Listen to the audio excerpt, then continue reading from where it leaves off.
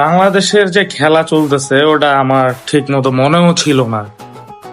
আমি ভুলে বসতে ইউটিউবে ঢুকে একটু হাইলাইটটা দেখা তারপরে একটা জিনিসই বলবো, আমরা যে ভুলা যাইতাছি বাংলাদেশের একটা সিরিজ চলতেছে, এটা আসলে আমাদের ভুল না।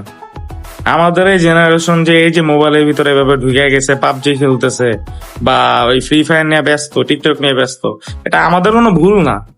আমরা মানে এই যে ক্রিকেট নিয়ে যে ব্যস্ত হমু, কেন হমু? কালকের পারফরমেন্স দেখে আপনারা কি মনে হয় যে এগুলা দেখে এগুলা নিয়ে আমরা পড়ে থাকবো এমনিও? মানে তারপরে আবার পরিশেষে দেখলাম তানজিম সাকিব করলো 50। মানে এই 50টা দিয়ে এটাই বুঝায় যে বাংলাদেশের ওপেনার এবং মিডল অর্ডারের যে কি বাজে অবস্থা। মানে আগে বলবো ছোটবেলা দেখতাম ওই জিম্বাবুয়ের লগে বা ওই অন্যান্য কানাডা মান্ডার লগে খেলতো, ওগুলা মনে করেন একটা জিতার লেগেই মানে জিতলেই মানুষ অনেক খুশি হয়ে যেত, আমরা হারতাম। কিন্তু এখন একটা পর্যায়ে এলো যে আমরা জিততে জিততে একটা অভ্যস্ত হয়ে এখন একটা না খালি হারতেই আছি। লাস্ট কবে জিতছি আমার নিজেরও কিন্তু মনে নেই। বাংলাদেশ ক্রিকেট টিম, সরি, আবার তো সভাপতির কি জানি ফারুকি, ওরা তো উড়াইয়া দিল। বাইরে ভাই কি যে নাটক চলতেছে, বাংলাদেশ মানেই নাটক।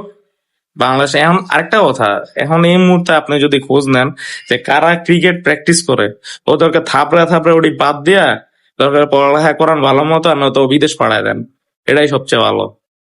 মানে এই খেলার লেগে আবার বাংলাদেশ আরো প্র্যাকটিসও করবো, বলা পাই না, আরো প্র্যাকটিস করে আরো ক্রিকেটার হইব, ওই আশা আমাদের করা উচিত না।